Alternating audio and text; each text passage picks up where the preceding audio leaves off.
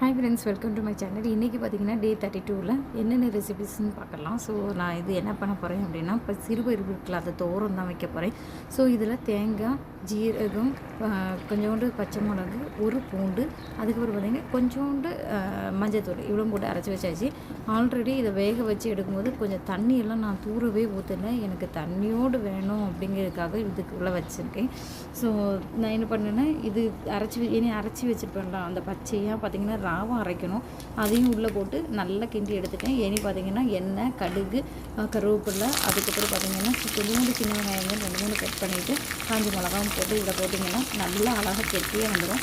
நம்ம கஞ்சியோ வேறு ஏதாவது தயிர் சாதத்துக்கோ வச்சு சாப்பிட்டிங்கன்னா சூப்பராக வச்சு. கஞ்சிக்கு தான் இது ரொம்ப இதாக இருக்கும், நல்லாயிருக்கும்.